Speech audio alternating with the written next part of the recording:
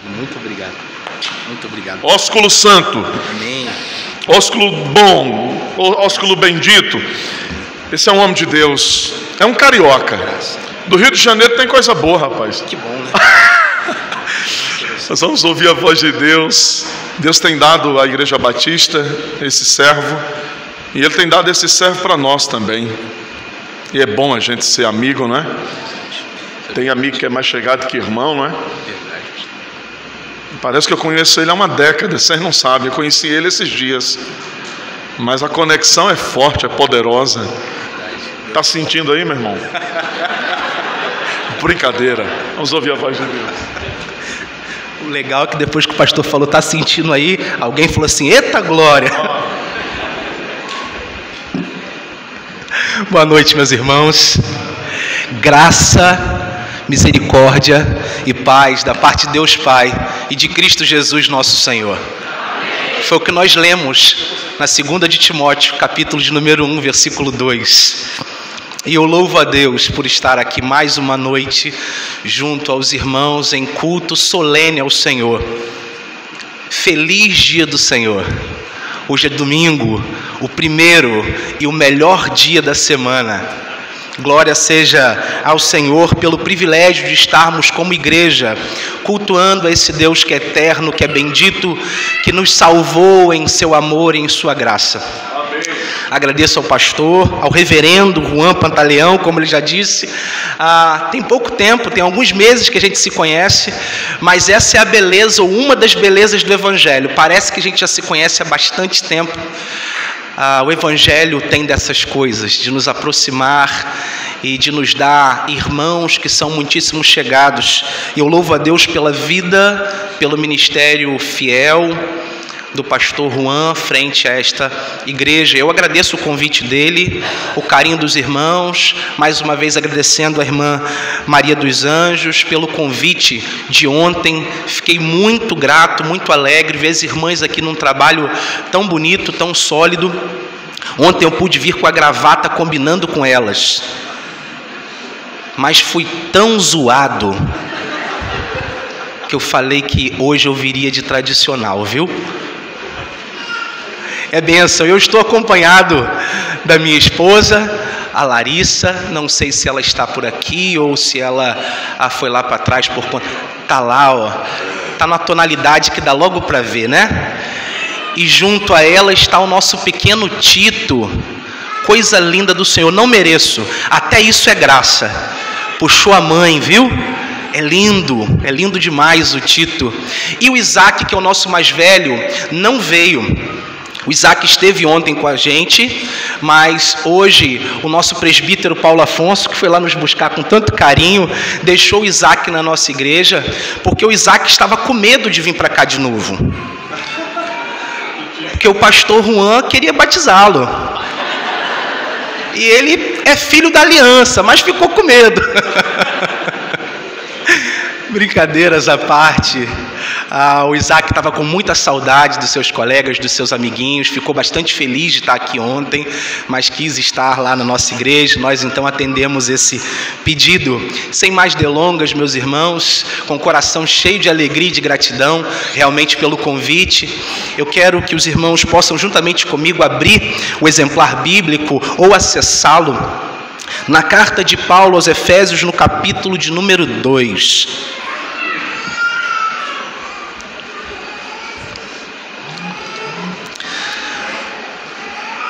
Essa pregação é uma pregação expositiva, e eu confesso que tenho dificuldade de pregar em outro estilo de pregação, uma vez que conheci a pregação sadia, e eu louvo a Deus por essa igreja e ver que cada ato do culto é um ato realmente bíblico.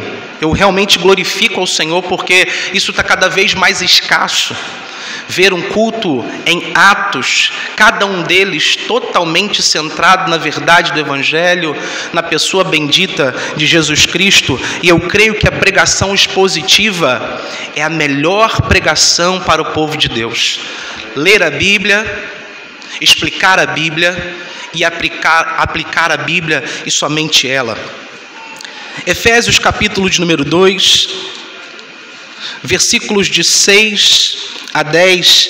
E se você puder, eu peço com toda gentileza que se coloque de pé mais uma vez, para que possamos ler a palavra do Senhor em reverência àquele que é o juiz de toda a terra, ou sobre toda a terra e céus. Essa pregação expositiva tem como ideia central o dom de Deus, a salvação pela graça mediante a fé. Vou repetir isso. A ideia central dessa pregação é o dom de Deus, a salvação pela graça mediante a fé. Efésios 2, dos versículos 6 a 10, diz assim: e juntamente com ele nos ressuscitou e nos fez assentar nos lugares celestiais em Cristo Jesus, para mostrar nos séculos vindouros a suprema riqueza da sua graça, em bondade para conosco em Cristo Jesus. Porque pela graça sois salvos, mediante a fé, e isto não vem de vós, é dom de Deus, não de obras, para que ninguém se glorie, pois somos feituras dele, criados em Cristo Jesus para as boas obras, as quais Deus de antemão preparou para que andássemos nelas. Amém? Podeis assentar, meus amados irmãos. Simbolicamente, essa pregação tem 5 pontos, cada um no seu versículo, de 6 a 10. Eu pretendo ser o mais breve possível nesses pontos, mas respeitando a preciosidade do que cada versículo propõe para nós. Certa feita, uma pessoa muito má entrou numa grande fazenda que era de um juiz, do juiz mais importante de uma bela cidade. Essa pessoa má estava carregada de ódio, de ressentimento, de dor. E ao ver toda a beleza daquela fazenda, daquele lugar, sua beleza, sua riqueza e alegria, ela então resolve tentar estragar tudo. Ela planeja a execução de um crime. Ela não somente planeja, como ela executa. E ela comete o crime de assassinato do filho desse grande juiz. Matou o primogênito, o herdeiro de todas as posses. Que tristeza. Mas para o espanto de todos, o juiz resolve não denunciá-la. Vendo o estado daquela pessoa mal, vendo a deploração daquela pessoa, aquele juiz, vendo a miséria, escolhe adotá-la, traz para perto e adota como filho, não levando em conta o crime, mas tratando com grande benevolência, o acolhe em sua casa, lhe dá do seu sobrenome e o veste com as vestes do filho que havia sido morto. Essa é a minha história. Essa é a sua história. Isso é o que fizemos com o Filho de Deus, mas também é o que Deus fez a nós em seu amor e sua graça. Aqui, meus irmãos, em Efésios 2, desde o versículo 1 até o versículo 10, está contida uma das pepitas mais preciosas da fé evangélica, da fé cristã. Um texto valiosíssimo, a salvação como dom de Deus e não como um produto do alcance dos nossos esforços e méritos, mas pela dádiva que se baseia na misericórdia e no amor de Deus por nós. Essa graça nos é oferecida por meio da fé em Cristo, que por sua vez é fruto de um ato anterior, planejado desde a eternidade. Pela graça de um Deus soberano e amoroso, como o nosso presbítero Pedro orou aqui logo no início. Esse Deus que é soberano e amoroso, Ele escolheu fazer de nós um povo santo, zeloso de boas obras, e que carrega a bandeira da fé e da santidade, representando a nova pátria e o próprio Deus, o glorificando em tudo que temos e somos. Primeiro ponto desta pregação, eu quero que os irmãos tornem o seu olhar para as Escrituras, no versículo 6. E o primeiro ponto é: Deus nos ressuscitou com Cristo. Versículo 6, mais uma vez: e juntamente com Ele nos ressuscitou e nos fez assentar nos lugares celestiais em Cristo Jesus. Irmãos, estávamos mortos. Esse era o nosso retrato e nós não podemos perder isso de vista. Em cada ato de culto, seja na solenidade junto à coletividade da igreja, ou no nosso culto individual, dia após dia, tempo após tempo, nós devemos nos lembrar com ações de graças, da graça de Deus. Porque antes de estarmos em igreja, antes de virmos ao culto coletivo e cultuar ao Senhor junto aos nossos irmãos, precisamos revisitar, trazer novamente ao nosso coração, à nossa mente, de que o nosso estado era um estado deplorável diante de Deus. A escola, desde cedo, nos ensina que nós nascemos, crescemos, reproduzimos e morremos. Mas as Escrituras falam que nós nascemos mortos. Nós nascemos mortos perante Deus. Nascemos em semente de pecado. Por causa do nosso cabeça federal, Adão, nós caímos em transgressão. E o pecado de Adão foi imputado a nós. De maneira que, desde muito cedo, e nós vemos isso em nossos filhos desde pequeno, a minha oração, como disse ontem, é que meus filhos sejam alcançados por essa graça. A minha oração e também o meu dever é de pregar a verdade do Evangelho, para que, por meio da verdade do Evangelho, por meio do ouvir, Deus desperte fé salvífica no coração dos meus filhos. Porque nós vemos desde cedo que o não já é inerente a eles, que o orgulho é inerente às crianças, que a depravação que atingiu o homem de maneira integral, de maneira total, ela é real desde os primeiros passos de vida. Nós nascemos mortos. E o texto vai nos dizer com uma preciosidade bendita, através da pena do apóstolo Paulo, que Deus nos ressuscitou. Ora, se Deus nos ressuscitou é porque estávamos mortos. E eu peço a sua atenção, volte-se ao versículo 1 do capítulo 2, eu quero ler do 1 ao 5, para que possamos entender o contexto do 6 ao 10. Ele vos deu vida, estando vós mortos em vossos delitos e pecados, nos quais andastes outrora. Essa era a sua realidade, não pense diferente disso.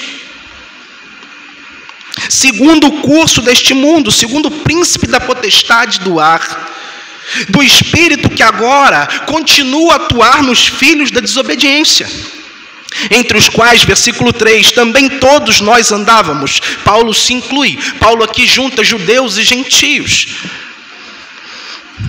Outrora nós andávamos segundo as inclinações da nossa carne, fazendo a vontade da carne e dos pensamentos, e éramos por natureza filhos da ira.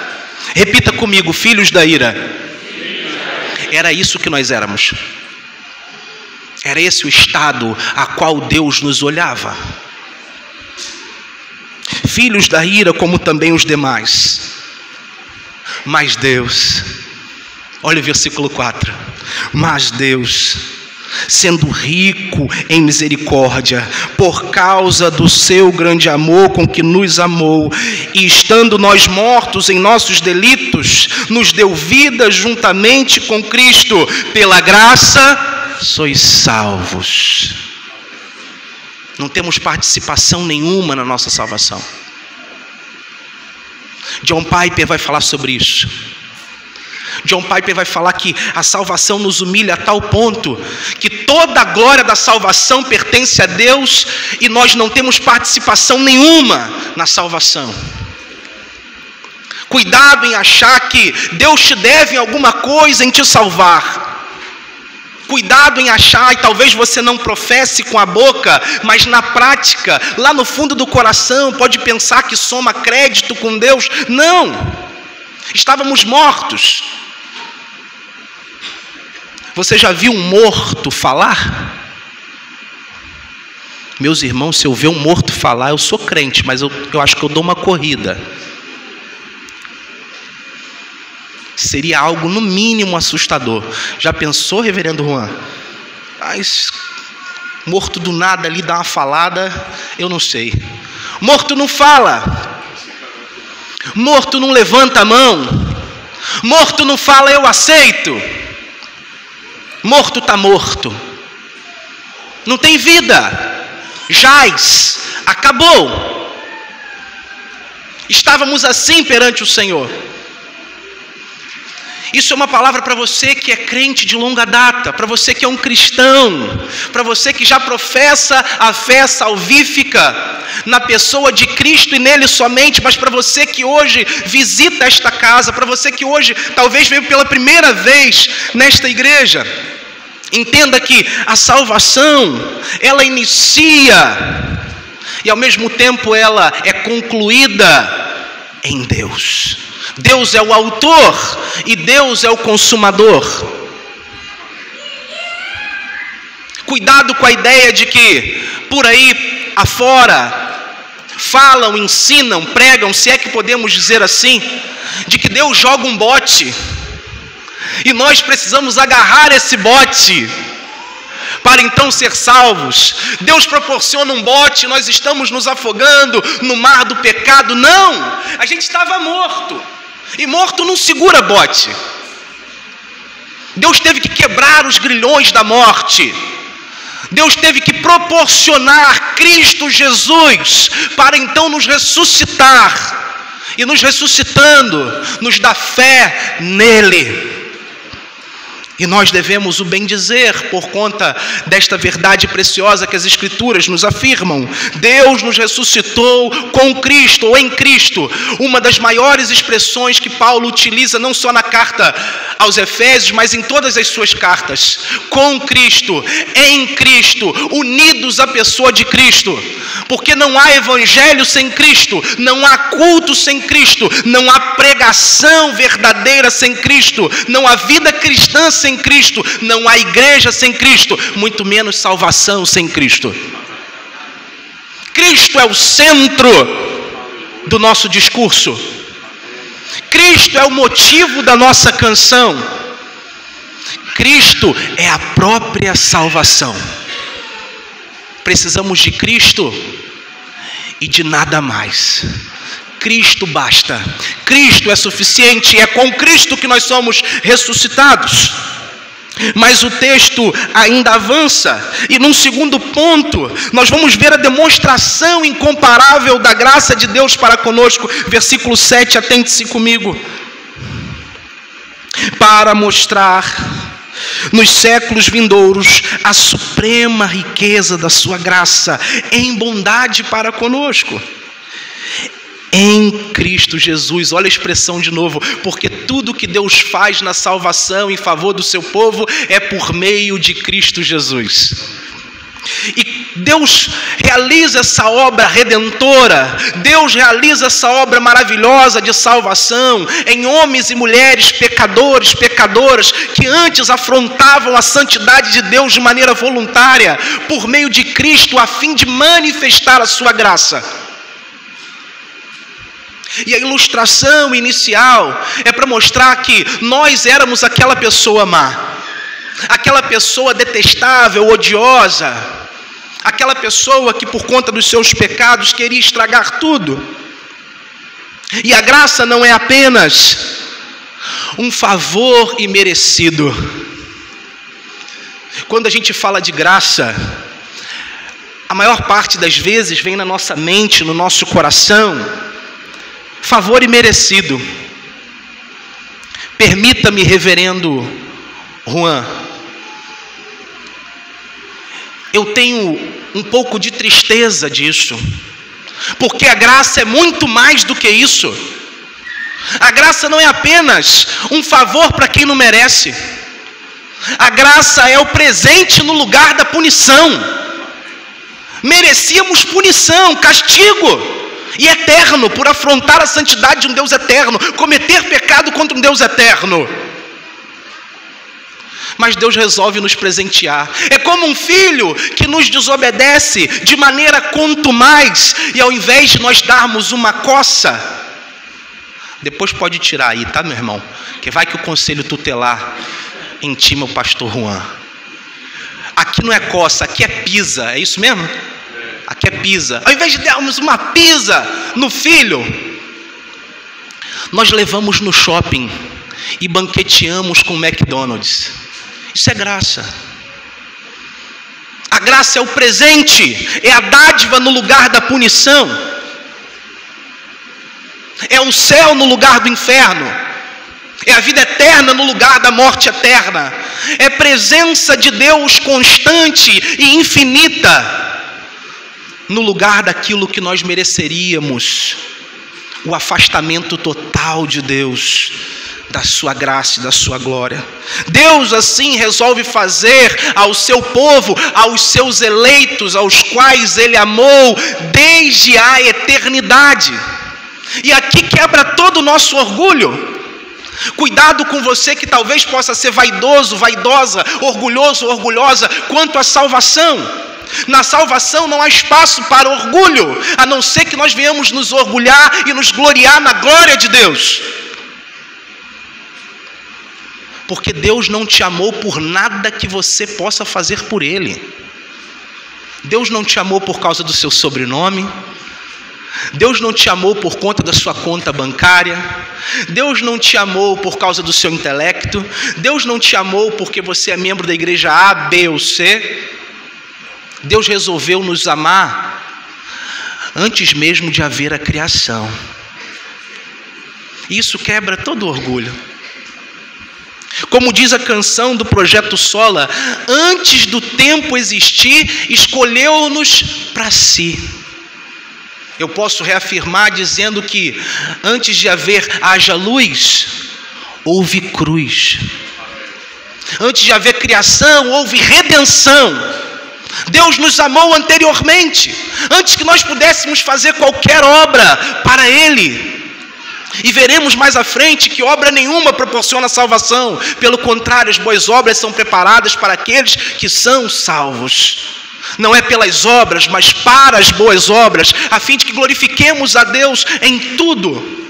Veja comigo na própria carta de Efésios, no capítulo 1, versículos de 3 a 14, não lerei todo o texto por conta do tempo, mas lembro-me bem ontem da oração do presbítero Márcio. E quem estava aqui ontem está atento ao culto, ou estava atento ao culto, ele abriu a sua oração recitando Efésios 1:3. Eu quero ler isso. Bendito Deus e Pai de nosso Senhor Jesus Cristo, que nos tem abençoado com toda sorte de bênção espiritual nas regiões celestiais em Cristo.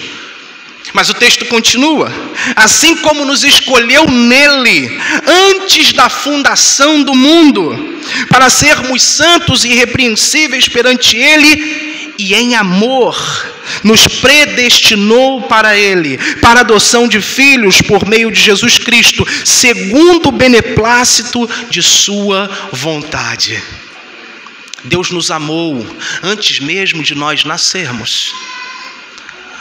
Antes da geração passada, antes da geração anterior, antes dos nossos avós, dos nossos tataravós, Deus havia decidido te amar.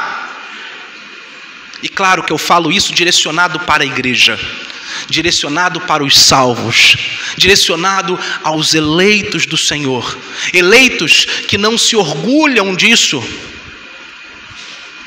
não se orgulham de si mesmos na salvação, porque a salvação, ela é obra exclusivamente de Deus.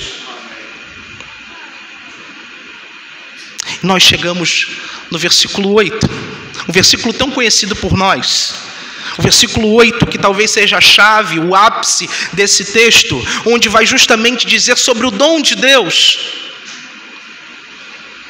Efésios 2:8, porque pela graça sois salvos.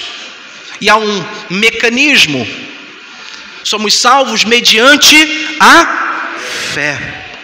E isto não vem de vós, não vem de nós, não é um produto nosso, mas é dom exclusivo de Deus. Nada que nós possamos fazer, meus irmãos, absolutamente nada, pode provocar em nós mesmos a salvação que pertence somente ao Senhor. Jonas entendeu isso. Jonas entendeu isso não num primeiro momento, mas lá nas profundezas do mar, no ventre de um grande peixe, preparado soberanamente por Deus. Jonas, no capítulo 2, versículo 9, vai dizer: a salvação pertence ao Senhor. Salmos 3:8 também vai dizer isso. A salvação ou o livramento vem do Senhor. A salvação é obra exclusiva de Deus. Não vem de nós. A você talvez que nos visita e possa ter até então um senso de justiça deturpado, é o que nós mais ouvimos por aí, evangelizando. E calvinista evangeliza, amém? Amém. Somos calvinistas evangelizadores, porque nós cremos que é pela palavra que Deus vai converter corações. Por isso nós pregamos ela com humildade, mas também com excelência. E o que mais nós nos deparamos é pessoas falando: mas por que Deus vai me punir? Por que Deus vai me lançar no inferno? Eu pago as minhas contas, eu não fumo, eu não bebo, eu não falo mal de ninguém. Pronto, já pecou. Eu não penso mal de ninguém. Nem complete a frase. Eu não faço isso, eu não faço aquilo, eu não faço aquilo outro. E aí Deus olha e fala: trapo de imundícia. Nada disso presta, nada disso vale diante de mim. Não tem barganha com Deus que não precisa de nada, com Deus que é criador e mantenedor glorioso de todas as coisas. Não há nada que possamos fazer ou entregar para Deus a fim de que sejamos salvos, a não ser que a sua graça nos encontre, a não ser que a sua graça nos alcance enquanto estávamos num tempo, num momento deplorável de pecado. Porque pela graça sois salvos, e isso por meio da fé. E essa fé, e nem mesmo a graça, vem de nós. Ela é dom exclusivo do Senhor. A salvação, ela pertence ao Senhor. A você que nos ouve nesta noite, a você que ainda não conhece plenamente o amor e a graça de Deus, hoje pode ser a oportunidade de Deus arrebatar o seu coração pleno de amor e graça por meio da verdade do Evangelho, e tirar toda justiça equivocada da sua mente, do seu coração, e imputar sobre você a justiça de Cristo.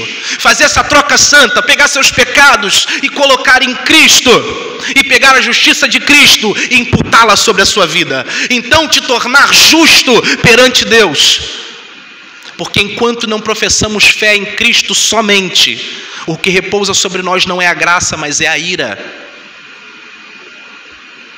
Não sei quantos de vocês já viram aquele filme da Marvel, em que tem um personagem chamado Thanos.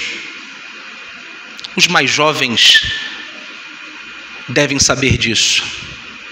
E ele chega num dado momento, ele usa algo chamado manopla. Uma mão enorme, com algumas pedrinhas. E literalmente, se ele estalar os dedos, ele podia exterminar com tudo. Deus é maior e mais poderoso que o Thanos. Já imaginou estar sob a ira desse Deus? Um Deus que foi capaz, por amor aos seus, por amor à sua igreja, esmagar o seu próprio filho. É o que está registrado em Isaías. Aprove ao Senhor esmagar, moer, passar na prensa, na moenda, o seu próprio filho. E isso Deus fez sim em amor glorioso, soberano, majestoso em favor de nós. Não tinha uma outra oportunidade, ou não havia um outro plano. Esse era o plano eterno, o plano A, o plano único. O que Deus não pode fazer com você por meio da sua ira. Fuja da ira de Deus, corra para a sua graça. A graça de Deus está estendida a nosso favor por meio da fé em seu Filho. Não precisa nada mais nem nada além. Eu não sei como é que você chegou aqui nessa noite. Não sei de qual igreja você talvez veio, qual é a sua prática cristã, mas muitos lugares por aí que se travestem de igreja diz: é Cristo mais um carnê. É Cristo mais 7 sextas-feiras. É Cristo mais cumprir o rito A, cumprir o rito B. É Cristo e mais alguma coisa. Não.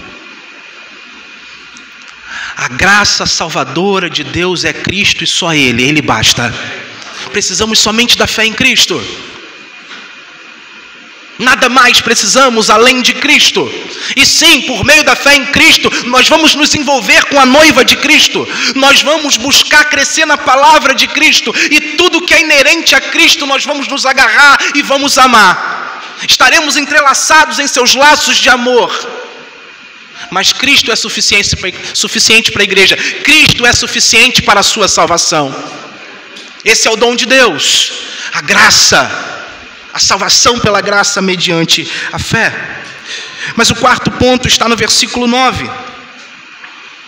Não de obras, para que ninguém se glorie. Um versículo curto. Mais uma vez, não de obras, para que ninguém se glorie. A salvação é pela graça somente. Não vem pelas obras, como algumas seitas pregam. Sim, seitas derivadas do cristianismo. Não são igrejas. Se alguém prega Cristo e mais alguma coisa, não é meu irmão. Não deve ser considerado nosso irmão. Se é Cristo, mais a observância do sábado, sai fora. Se é Cristo, mas não comeu a carne de porco, rejeita. Ah, carne de porco tão gostosa.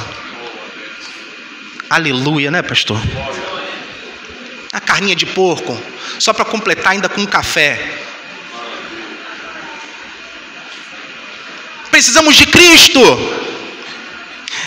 Não Cristo, mas as observâncias da lei do passado. As leis elementares deste mundo. Não é pelas obras que nós praticamos. Não é por aquilo que o nosso intelecto chega. Nós não somos salvos também pelo intelecto. Cuidado, sim, eu sou um reformado pela graça de Deus. Mas cuidado em achar que a nossa salvação é por uma teologia específica. Cuidado. Cuidado em achar que a nossa salvação é pela compreensão de 5 pontos. 5 pontos belíssimos, completamente bíblicos. Cuidado. A salvação é por Cristo somente, não é por aquilo que nós podemos tocar, tanger, não, senão, não é graça, é obra, Deus passa a nos dever. E Deus não deve nada a ninguém, nem a sua igreja. Vou repetir isso, Deus não deve nada a ninguém, nem a sua igreja. Esse é o nosso Deus. Deus quis nos salvar por sua graça, porque Ele é amoroso, porque Ele é bondoso, porque Ele é compassivo, porque Ele é soberano, e tudo na salvação remete a Ele. Não tem nada a respeito de nós, não sobra glória nenhuma para nós, aleluia. Porque pensa num bicho arrogante que seríamos nós, se a gente participasse da salvação. Imagina você e eu chegando no céu. Eu cheguei aqui porque eu cumpri tudo. Eu fui direitinho lá, sabia recitar tudo. Pastor Juan começava a falar, eu rebatia. Eu sabia tudo. Já imaginou que tragédia Cristo falando: apartai-vos de mim, não te conheço. Não é por obras então, para que ninguém se glorie. Essa foi a queda de Satanás, o orgulho. E todo pecado nasce do orgulho. Grave isso na tábua do seu coração. Todo pecado nasce do ego que ainda não foi transformado pela verdade do Evangelho. Todo pecado ou é por conta do ego inflado, ou é por conta do ego depreciado. É o orgulho que nos faz pecar contra Deus e contra a sua santidade. Portanto, a salvação é somente pela graça. A graça de Deus é suficiente. Pastor Juan há pouco tempo falou aqui, só lhe deu glória. E eu complemento de maneira humilde, sola gratia. A graça é suficiente. Precisamos recorrer todos os dias à graça do Senhor e compreender que maravilhosa graça é essa, extraordinária salvação por meio da graça de Deus em Cristo Jesus somente. Não por obras, não por intelecto, não por força, não por inteligência nossa, não por pragmatismo ou por qualquer outra coisa, somente pela graça de Deus. Por fim, versículo 10. Pois fomos feitura dele, criados em Cristo Jesus. Olha essa expressão de novo, grave essa expressão, porque aparentemente é simples, mas tudo que Deus faz em favor de nós é por meio de Cristo, é por estarmos unidos a Cristo. Aqui a maior beleza da verdade do Evangelho, a união plena com Cristo Jesus. Porque uma vez unidos a Ele, nada nem ninguém pode nos separar, nem mesmo a morte. Tem medo da morte, meu irmão? Vou fazer a pergunta de novo. Você tem medo da morte? Um monte falou não. Então vou orar pela tua vida para Deus te fulminar hoje.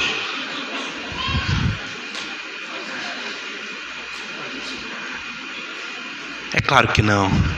É brincadeira. Nada pode nos separar do amor de Deus que está em Cristo Jesus. A união com Cristo. Somos feitura de Deus, criados em Cristo Jesus para as boas obras, as quais Deus de antemão, desde a eternidade, preparou para que andássemos nelas. Não são as boas obras que nos conduzem à salvação, como também muitos por aí insistem em ensinar de maneira errônea, de maneira herética. Não são as boas obras que nos conduzem à salvação, mas todo salvo foi preparado para andar em boas obras. Amém? Boas obras a começar sobre o Evangelho, sobre a pregação do Evangelho. Boas obras significa fruto de salvação. Produzir para o louvor da glória de Deus, viver e falar para a glória de Deus. E a maior e melhor boa obra que nós podemos praticar, viver e falar, é a pregação do Evangelho. E cuidado com a máxima do inferno, cuidado com a máxima do inferno que rodeia tantas igrejas, que diz assim: pregue o Evangelho, se necessário for, use palavras. Que lindo! Com fitilho preparado do inferno. Pregue o Evangelho com a boca. Pregue o Evangelho por meio de palavras. Porque a fé vem pelo ouvir. E o ouvir... Sim, o testemunho é importante. O testemunho tem que estar conectado com a pregação, com aquilo que falamos. Não adianta, sim, é verdade, falar algo e viver outro, mas precisamos, sobretudo nesta geração, na nossa geração, pregar a verdade do Evangelho, falar, anunciar, falar. Precisamos. E Deus nos chama às suas boas obras. E perceba, lá no Sermão do Monte, vá comigo em Mateus capítulo de número 5.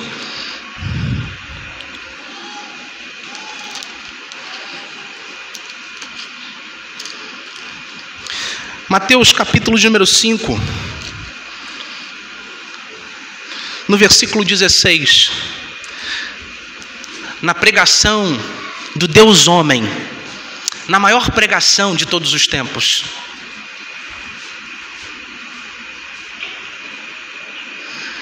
Mateus 5,16 vai dizer o seguinte: assim brilhe também a vossa luz diante dos homens, para que vejam as vossas boas obras e glorifiquem a vosso Pai que está nos céus.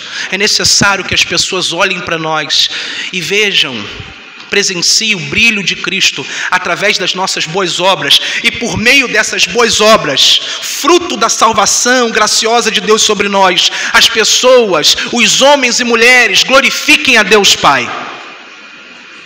A salvação, ela não para em nós. A salvação não para em nós ficarmos no banco, assentados, vindo culto após culto, o que é uma bênção. Mas a salvação deve provocar em nós frutos dignos, frutos abençoados, boas obras que apontem a obra de salvação de Deus sobre nós, de maneira que as pessoas, ao olharem para nós, de maneira que as pessoas, ao conversarem conosco, ao ver a nossa caminhada cristã, dia após dia, seja no trabalho, em casa, na vizinhança, na própria igreja, olhem para nós e glorifiquem a Deus Pai. Sua vida aponta para Deus? Sua vida aponta para a salvação do Senhor? As pessoas, ao te olharem na fila do banco, na fila do pão, aonde você caminha, aonde você se exercita, é perceptível a glória de Deus na sua vida, no seu sorriso, na sua educação?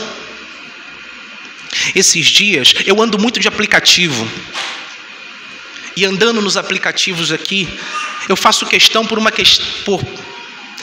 modo de educação, eu faço questão sempre de agradecer.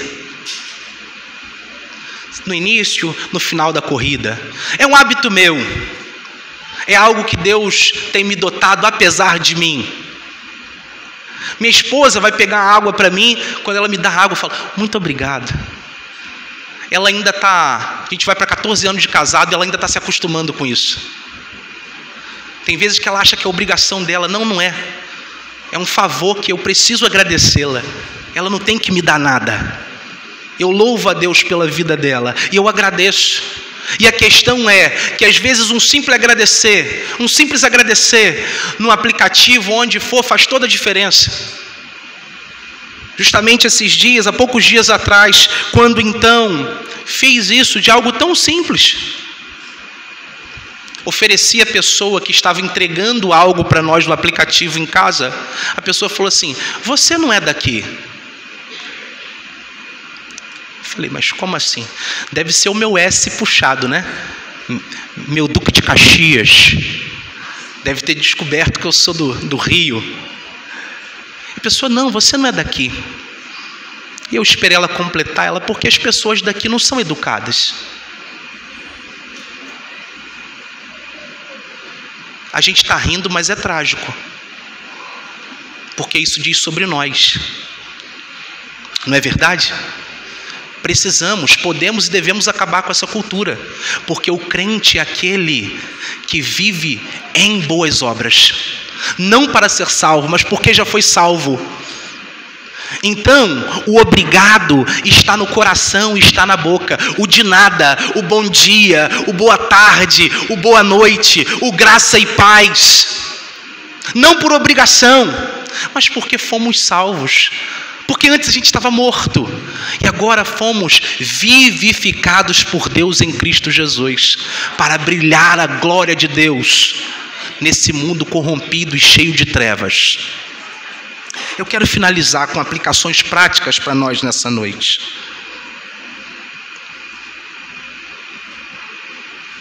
Primeira aplicação. Louvemos a Deus pelas Sagradas Escrituras.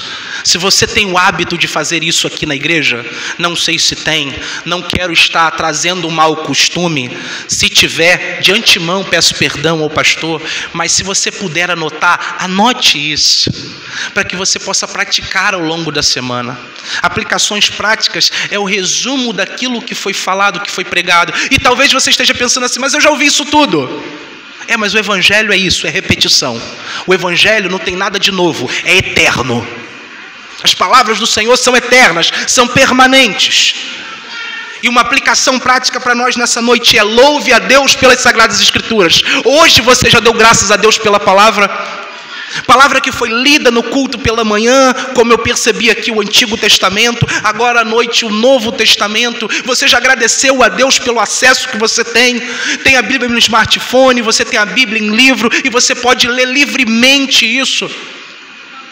Porque é por meio da palavra que nós sabemos que a salvação do Senhor é mediante a graça.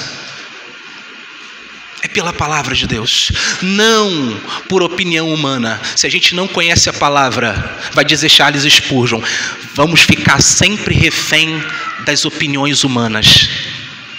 Se a gente não lê a palavra, se a gente não ama a palavra, se nós não conhecemos a palavra, vamos ficar sempre refém de que alguém venha no púlpito nos dar o filé mignon todo domingo. E nenhum problema você vir na igreja no domingo à noite, pelo contrário, isso é um santo mandamento, um prazer maravilhoso, estar junto à igreja no domingo, tanto pela manhã quanto à noite, e ouvir a pregação do Santo Evangelho. Mas você pode e deve na sua casa, de segunda a sábado, ler as Escrituras e meditar nas Escrituras. Portanto, louve a Deus pelas Sagradas Escrituras. Segunda aplicação prática: se Deus te ressuscitou da morte, não viva mais como escravo do pecado. Se Deus te ressuscitou, foi porque Ele quis te dar vida, e vida plena, vida eterna. Não mais como escravo do pecado, mas escravo do seu amor, escravo da sua graça. Porque não se engane, nós somos sempre escravos. Vou repetir. Nós somos sempre escravos. A diferença é o senhorio. Um é um senhorio terrivelmente mau, o pecado, que nos escraviza, colocando em nossa mente que somos livres, mas não, estamos sempre escravos dos nossos próprios maus desejos e delitos, pecados. Mas como é bom ser escravo de Deus, ser escravo da sua mensagem. Se você foi ressuscitado da morte, não viva mais como escravo do pecado. Seja escravo do amor e da graça de Deus. Terceira aplicação para nós: se você foi alcançado e salvo pela imensurável graça de Deus, glorifique-o imensamente e viva para Ele.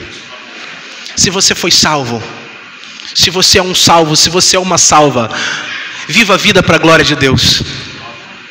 Eu não sei quantos de vocês conhecem a vida ou a história dos puritanos.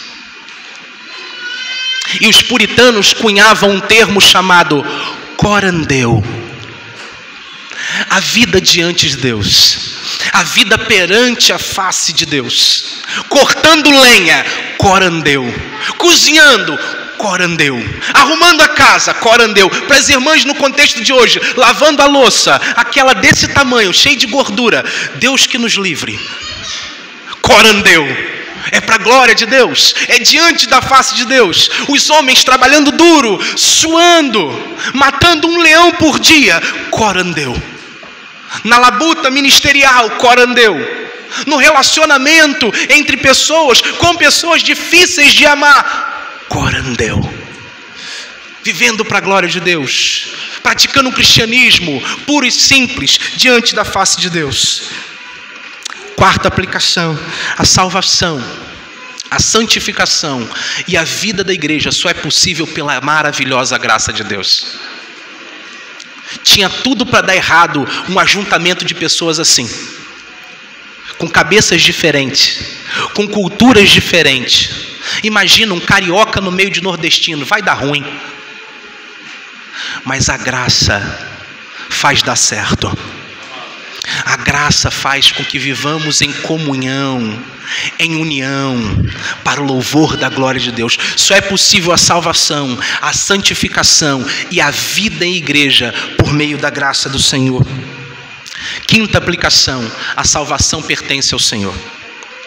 Nós não controlamos a salvação, meus irmãos. Nós não convencemos ninguém da mesma. É Ele quem salva. Quem? Atente-se para isso. Atente-se para isso.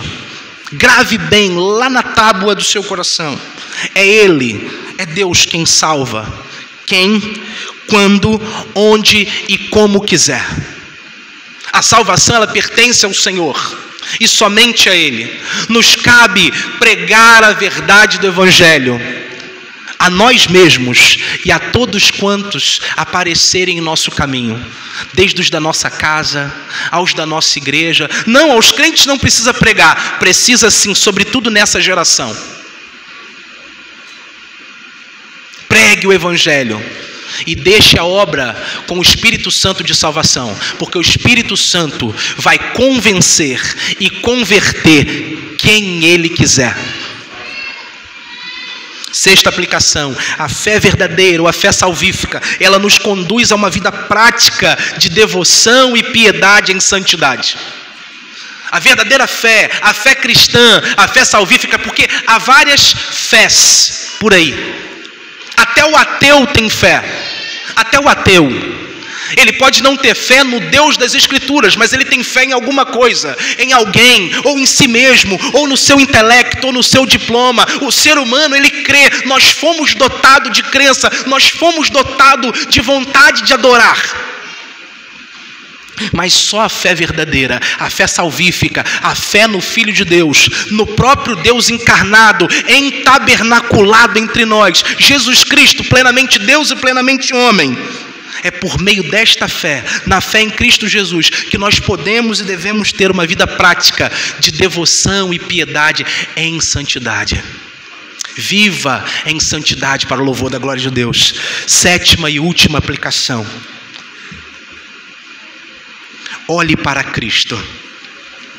Olhe para Cristo, porque Ele é o padrão perfeito daqueles que morreram e ressuscitaram. É para Cristo que nós devemos olhar. É para Cristo que nós devemos focar. Sim, tem homens santos nessa igreja, tem mulheres santas, tem homens que a igreja pode olhar porque eles apontam para Cristo. Glória ao Senhor por isso. Mas finalmente devemos olhar para Cristo, aquele que é o autor e consumador da nossa fé, porque Ele é o padrão perfeito, Ele é o homem perfeito, Ele é o homem sem pecado. É por meio dele que a graça nos foi dada, é por meio da fé nele que nós somos salvos e estamos sendo santificados à sua própria imagem e temos a certeza da glória eterna. Que Deus, meus irmãos, possa nos abençoar, confirmando essa verdade linda, bíblica em nosso coração, que a salvação não é um produto nosso, que a salvação não se dá por nada que nós possamos fazer, nem mesmo por uma pregação firme ou eloquente, mas pela obra do Espírito, planejada por Deus Pai, desde a eternidade, de maneira gratuita, por meio da fé em seu Filho. É obra do Deus Trino, por meio da sua maravilhosa graça, e que essa maravilhosa graça alcance o seu coração e te conduza em triunfo até que Cristo volte. Feche seus olhos, eu quero orar por você e com você.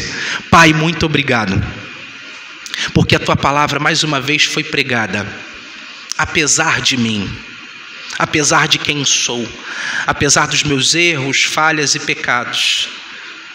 A sua palavra mais uma vez foi pregada em humildade, em fidelidade. Ó Deus, versículo a versículo, para que a glória seja somente tua. Obrigado pela reunião da igreja. Obrigado por aquilo que estamos vivendo em culto ao Senhor, pois só o Senhor é digno de louvor, honra, adoração e gratidão. E nós só podemos fazer isso, ó Pai, porque a sua graça um dia nos alcançou no tempo e na história. Porque um dia o Senhor quis marcar o nosso coração pelo toque do seu Santo Espírito, através da mensagem sendo pregada, e que isso possa ocorrer nesta noite, se assim do teu agrado. Obrigado, ó Deus, pelo Santo Evangelho, que nos mostra do teu amor e da tua graça salvadora por meio do teu Filho. Que teu Filho reine sobre esta igreja, que teu Filho reine sobre nossas vidas, que teu Filho Jesus Cristo reine sobre nossos corações, e que vivamos para o louvor da tua glória, Pai, por meio dele, e a cada dia mais parecidos com ele. E é confiados nos méritos do nosso Salvador e Senhor Jesus Cristo que nós te adoramos, ó Pai, com gratidão em nossos lábios e também em nossos corações. Amém e amém. Mais uma vez, meus irmãos, muito obrigado pela paciência em ouvir. Reverendo e amigo Juan, obrigado pelo convite. Que Deus continue abençoando seu ministério à frente dessa igreja.